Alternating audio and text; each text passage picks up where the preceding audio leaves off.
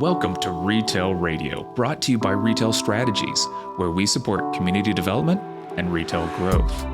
Now, in this episode, we're exploring a rediscovered interest in the third place. These are those essential spaces in our communities that are neither home nor work, but places where we gather, socialize, and build connections. We'll discuss its importance, the impact on community engagement, and the role of retail in fostering these vital communal spaces. In this episode, we're going to try to just really define some characteristics of the third space, and then hang on, because next episode, we're going to dig a bit deeper into how to create or support them as a community. Welcome back to Retail Radio. This is Ryder Richards. I'm here today with Elliott Cook. Elliott works with us at Retail Strategies. Elliott, do you mind introducing yourself and saying a few things? Sure. Hi there, Ryder. My name is Elliott Cook, and I am the Director of Real Estate here at Retail Strategies. Let's see. We're going to be tackling a topic that might last a couple of podcast episodes at this point. We're introducing this idea of the third place. And of course, it's maybe not new to y'all, and it's not new in the world in general, but it's coming up more and more frequently. And Elliott and I have been talking about it, doing some reading about it, and all those kind of things. So I think today what we're going to try to do is introduce the topic of a third place and maybe talk through why they're important, why it keeps surfacing right now, and some of that kind of good stuff. So Elliott's done more research on this than me. Elliott, can you briefly describe what you think a third place might be?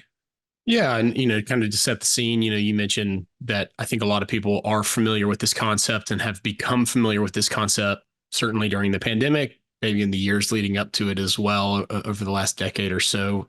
But this is something that's really important to both of us, I think, in the way that both of us kind of live our lives, as well as the way that we kind of see the society around us. So an interesting topic to really dive into for both of us. But, simply put, the third place is a term and a concept that was created by Ray Oldenburg in the late 80s in a book that he published called The Great Good Place.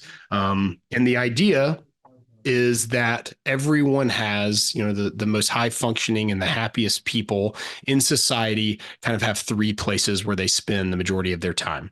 The first being where they live, the place where they dwell and reside. The second being the place where they go to work, which interestingly enough, during the pandemic and really in our modern day society, oftentimes has become one, which is something we can certainly break down and talk about. And then finally, having that third place, which is kind of that public place where we gather, where we can relax, where we can socialize, and kind of feel that sense of connectivity to our community. What do you think, Ryder? Yeah, I've been working remote for a while, and what I found was even working remote, I was trying to find other places to work and then finding other places to socialize. And so this becomes kind of something that we do for ourselves, but it's just kind of an interesting aspect of the way it plays out across society.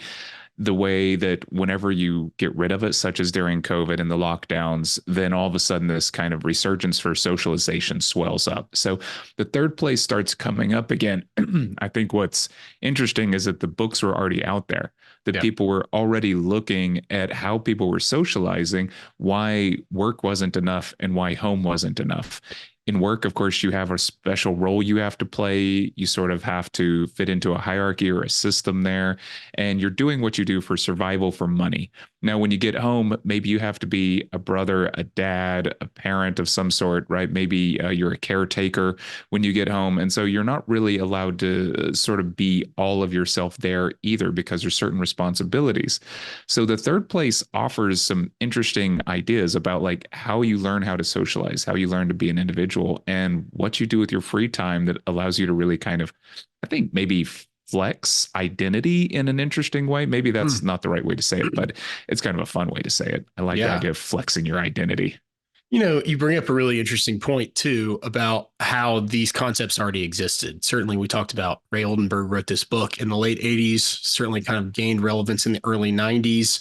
And then Robert Putnam also wrote a book in the mid 90s called Bowling Alone, which was about this concept that after World War II, all of our kind of, society as a large in America really bonded around these societal organizations or these places that they all gathered, whether that be the corner pub, certainly being a member of a religious affiliation, going to a church or a synagogue, and then things like bowling leagues or, Yeah. bridge clubs or whatever the case may be, these different societal organizations that have kind of fallen to the wayside in a lot of respects, in the decades following.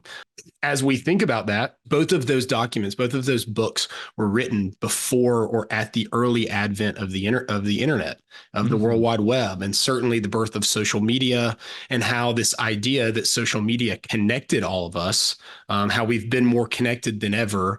But if you read about younger generations and just our society as a whole, we are very disconnected. We are very lonely. And even though we have connectivity at our fingertips, we've never felt more isolated than the people around us. So the third place is a way to address that. And something, Harvard has also done a study for like 50 years, no, longer than that, I believe going back to the 1930s about adult development. And they have concluded over that almost 100-year study that the key to happiness for an adult is good relationships. Those are personal relationships. That's certainly with your spouse or the person you love, your family, but also the community around you. And that the happiest people in the United States are the people who are most connected to the kind of community in which they live. What I think is fascinating about that is some of us, we have work friends, we have family friends, but there's also this idea of having people that are outside of that that are not going to be putting pressure on you for certain kinds of responsibilities. Maybe they're putting a different pressure on you. Maybe when you go to the third place, the bar, the pub, the coffee house, you have to be a little more clever, a little more engaging, right? Maybe you can sort of try out different roles of who you are. And what's kind of interesting about that is that, we've talked about the internet and we've talked about, everyone knows about this idea of isolation, or what do they call it? Echo chambers that you can get stuck in. Yeah. And I think what makes that kind of interesting is that if the internet is giving us an echo chamber, and if you surround yourself with like minded people for an echo chamber, then are you really having civic discourse? And I'm coming from an arts background. I can't help but think of like the salons where all these artists would hang out and argue with each other all day. And they ended up generating some of the best art. Yeah. And it was not only the arguments, but it was because they would get together and they could be friends afterwards, but they were pushing each other, they're challenging each other. So philosophy, art, all these kind of high level interactions that form culture and communities that end up going down in history seem to come from these like hangout places. Yeah, when we think about the kind of the modern community, a lot of times we are separated by socioeconomic barriers. And coffee houses, pubs, community centers, parks, a lot of these gathering spaces, like we talked about, houses of worship. These are places where people can rub shoulders and connect with each other that otherwise would not. And ultimately, like you kind of mentioned, that brings upon really positive discourse, sometimes uncomfortable discourse. But I know you and I have both talked about this idea of friction, that friction, while it can be uncomfortable, really can be a positive thing. There's energy that's created from that. And those, different modes of thought, different ways to approach your neighbor who may not look like you or have a different background than you do, an understanding of them can really help build and foster that healthy community, and also, really bring about your own personal happiness as well. Yeah, and we're talking about this abstractly, and in some regards, like psychologically, what this does for health, how we move through the world, and of course, the studies done on this are by sociologists who started out sort of what happened after the 1920s. Then all of a sudden, we had this massive rise in people who were participating in clubs and in groups and civic discourse, like you're talking about, like bowling alleys or rotaries or things like that. And these people were giving back to the community. And along the way, they would develop friendships that were long-term friendships. Yeah. So what's fascinating, and I think it's Putnam's book, is he talks about how we are in a place now where we are volunteering or participating, but it's through something like our checkbook. Mhm. We're not actually showing up and being present around other people. We're not volunteering in sort of physical active ways the way we used to. So we're participating in a lot of things, but we're just not doing it in, I guess, this sort of like very mammalian way where we just show up as animals and we're around each other. And that sort of allows us to do things like play. I think when you're around other people, you actually sort of get to be a little more fun loving, and you sort of get to participate and you encounter challenges together and get to group solve. And those are all great bonding experiences that maybe go missing when you're limited to just something like the internet. And of course, we can get into some of this more later, but I think Definitely. there's some sort of key aspects to a third place that allow us to get together and work on things and become friends rather than like work. Yeah. You work on something there, but maybe you don't become friends with everybody. Yeah, absolutely. And kind of talking about the history of this and why this matters. And I know um, we're talking about connectivity, we're talking about social media and phones and things like that too. And I know we're going to, probably delve deeper into that in future conversation. But it is very American. And I know I keep referencing America, but this is a global thing, of course. But as we kind of focus on how this reflects itself or how this is implemented in the United States, historically, it is very American for us to be connected to the community around us. And, if you're familiar with Alexis de Tocqueville, back a very long time ago, he wrote that his early study of Americans and of democracy was this belonging and that this kind of shared effort that these newly formed Americans felt to the place where they had decided to reside. And I think there is a ripple effect for better or for worse. Obviously, that has waned, that's been stronger at different areas, at different times in our nation's history. But it really is what makes us American. And a lot of times, a lot of the communities where all of us decide to live today, they were founded and built around this very principle. So, Yeah. go ahead. Yeah. Oh no, I was just going to chime in. Like, de Tocqueville's got a lot of interesting insights about Americans, like how they share their beliefs, how they share their values, how they form these groups.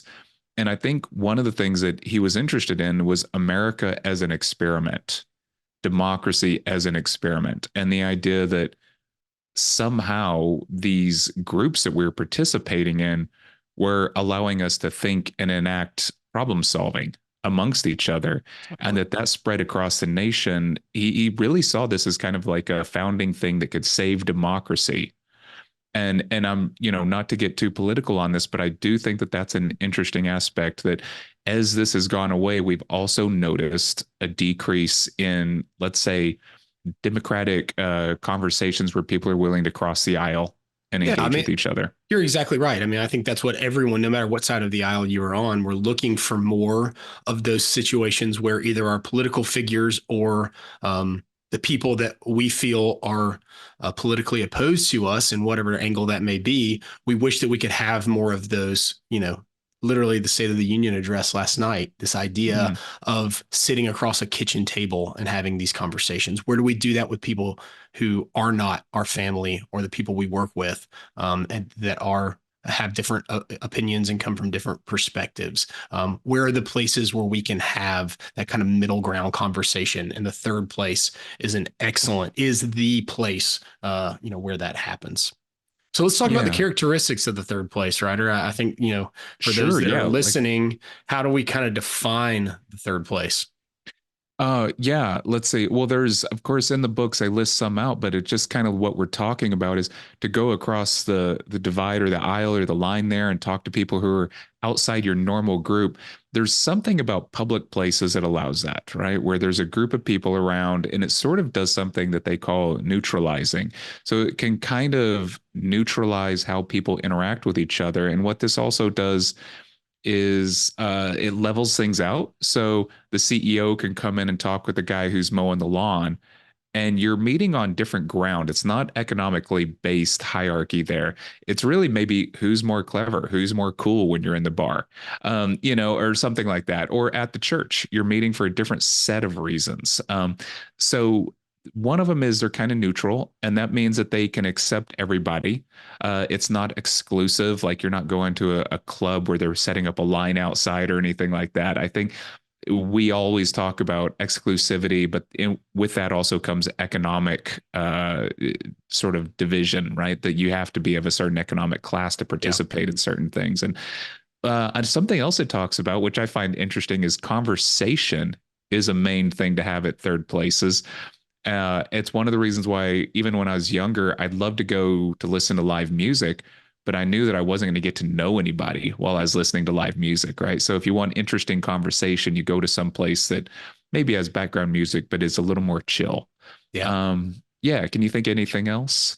You know, when I think about the characteristics of a third place, I immediately go back to those first few months of the pandemic and those places that were taken from us. And all of a sudden, when these things were taken away and we didn't have the ability to gather and just simply be around each other, whether that be at a restaurant, whether that be at a movie theater, right? Or like you mentioned, going to a concert in a live music venue, as well as just like parks and things like that. I remember there being a time where you couldn't even go to the main park in downtown Birmingham where I live, because of social distancing and kind of the early days of that.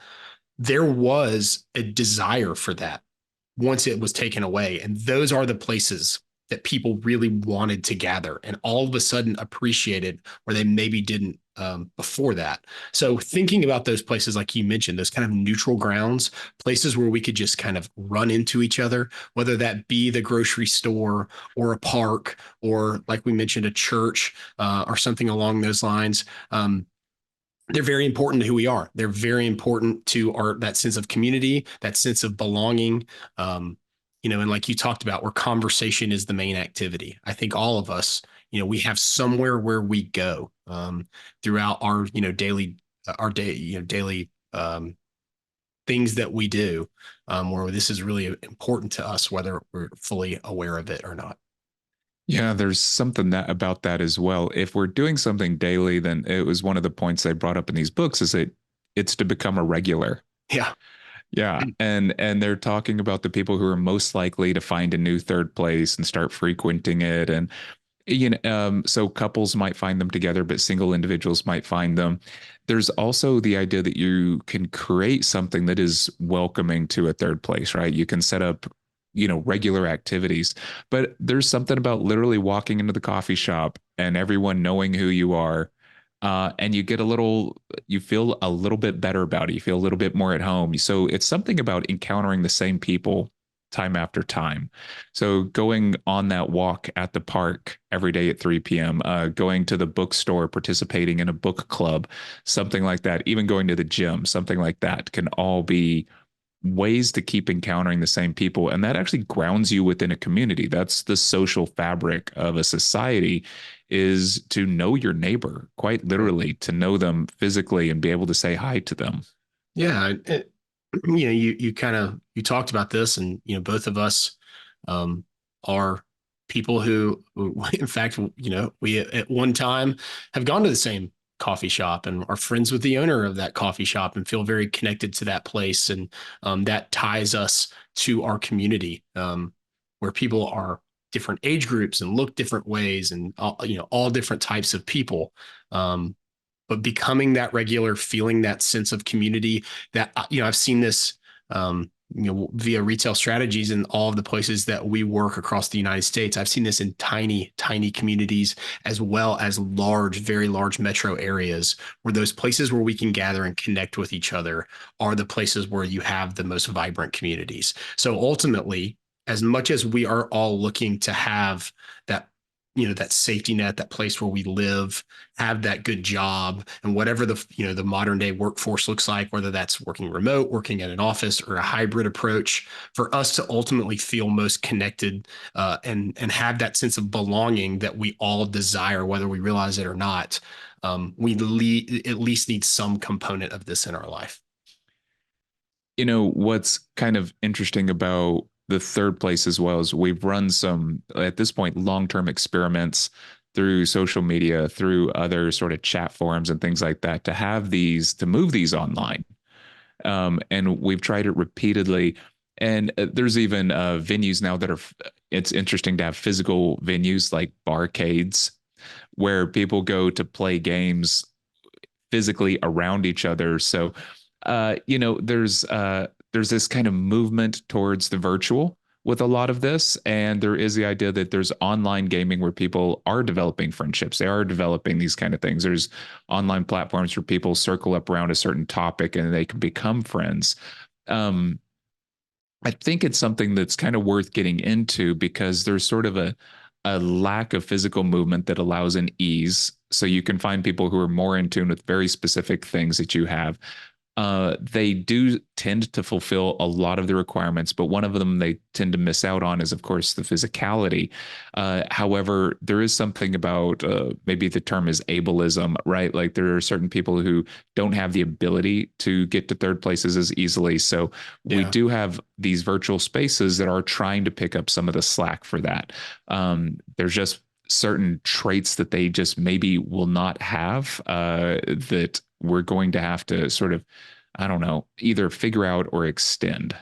Yeah. You mentioned the virtual spaces. At their, you know, at their core, they are not bad, and most of these were created to address connectivity and to bring people together. But ultimately still having that physical space and actually having that in-person communication and conversation is so important to who we are. And you can just see there are plenty of studies that have been done over the last decade plus of younger people as well as older people as well. But certainly as we look at Gen Z, for example, and I know we'll talk about this later, but talking about Gen Z, who is the first generation to grow up connected basically for the majority of their life or for the life that they can remember. There is an epidemic going on of isolation and depression and anxiety that this generation feels that generations previously did not feel because of that forced connectivity of being in person. This idea, there's an Atlantic article from a couple of weeks ago talking about how we just don't hang out anymore. And the fact that we don't spend time together, whatever the case that may be, has truly made us more anxious. It's made us more depressed, and it's made us feel less connected to all different types of things within our society. And there have been really negative consequences to our country that I think all of us can feel. We all can identify, and ultimately, that third place is a way to address that, and at least hopefully we can turn that corner and start to reappreciate those places again. Yeah, I mean, and of course, this is that resurgence again, because when we start looking around and we're looking, I was thinking about this earlier, every problem that you can kind of see in society, there is an interesting idea that the third place can somehow help ameliorate or alter that problem, reverse the course of that problem. So if we're getting our social connections and all of a sudden we have more civic engagement and we have people who care about other people around them, then you start seeing these larger problems disappear. But so this was at its height, I guess, in the 60s, and then it just started plummeting. And we've just sort of witnessed this like just trend off. And one of the things that has kind of come up as well in several ways is that we might be losing the ability to actually have discourse with people that are outside of us, right? We've become so accustomed to only having certain types of conversations, and also, of course, online being able to just shut things off once they get to a difficult level. And the problem I think too with the anxiety that shows up is that we tend to lash out. One of the things when I used to teach elementary school was that if people do not feel safe, then they can't actually learn. There's this fear-based mechanism in your head that's it's a fight or flight thing that happens, and when you're not safe, you can't actually take in new information and sandbox it and hold on It's to it really interesting. and turn those into new insights. Yeah. So I think the one thing about a third place is that it has to actually feel safe, and that will allow us to actually be creative with our idea exchange. Well, you mentioned that neutral ground. Like, where is that Mm-hmm. place that people of different backgrounds that approach life in different ways? Where can they meet in that neutral place. What this is certainly not purely political. I know we've mentioned some political opinions here, or the political component of this, but whatever, once again, your stance politically is, I think we can all agree that civic engagement is very low. People Mhm. are very unhappy with the current political status Well, in when this I get on country. Twitter, there seems to be a ton of civic engagement. Exactly, right? Yeah. But people are people are very unhappy with the political outlook of our nation currently, but yet civic engagement and actual voting is at Mm. very low numbers, and that's across all economic groups, all socioeconomic groups. So it's certainly important to think about that. And where is that place that we can feel connected? How do we reconnect ourselves to the place where we live instead of just having this kind of transactional environment with the world around us? The more that we feel connected to the place where we live, and for those of you who are listening who are elected officials or are city employees, where is that place in your community that people can come and gather and connect and feel that connection to your community? So important. Obviously, at Retail Strategies, we are thinking oftentimes of the real estate, and that could be downtown real estate. It could be national real estate areas as well. Where are those national retail corridors? Something like a Starbucks, something like a grocery store. I think all of us, a lot of times think about just rubbing shoulders with people and running into people at the grocery store. That also on your main street, whether that's a park, whether that's a public place, or whether that be, like we mentioned, a coffee shop, a brewery, something along those lines. Where are those activated places where all of us can gather and really, share the experience of what it is to live in your individualized community? Speaking of things like the grocery store, one of the points they make in the books is that a third place is usually has like a little bit of a low profile. Yeah. It's not some place that's pompous or something like that. And so you could just have a market outside on a weekend and draw people in. And there's things like that. And so one of them is identifying the place. And then one of the other things is like making sure you have that open access and making sure it's neutral, but also probably having some events so that people have time to hang out and have an excuse to sort of bump into each other, things like that. And these can be sort of manufactured. And I always think of it like, once again, when I taught school, then there's a lot of icebreakers, and you know that they're cheesy, but dadgummit, they work, right? So I think about that sometimes as like I wish sometimes I want to be too cool for school, but I'll once I get involved in, Once I you do don't the know, trust fall, you all of a sudden you're in. in between your knees and waddle around, all of a sudden, everyone's friends. That's funny. That's funny. Yeah. Once again, why does this matter? Why are we talking about third place? And certainly when we think of this as an organization with the communities that we're trying to work with, this is something we're trying to identify. And certainly development, strategic planning for your downtown, recruiting national retail, local retail, regional brands, things along those lines. That's economic development. But it is also in, incredibly important for the health of your community, not only for the sustainability of the community as a whole, but there's this concept that's now kind of developing that we're all aware of physical fitness. Where are we as a community with our social fitness? How much are we interacting with each other? How much are different groups within our communities coming and sharing thoughts and spending time together? And ultimately, the places that are going to be successful, the places that are going to thrive for the decades to come are going to be the places that have these things. Some that cost $0, like a public park, something along those lines, places where we can connect with people who have shared value systems or shared interests with us, but then also places where we can connect or at least rub shoulders with people who we disagree with, but find that common ground with. And, those communities are the ones that I think are the most vibrant and healthy, and I think will continue to be that way in the years to come.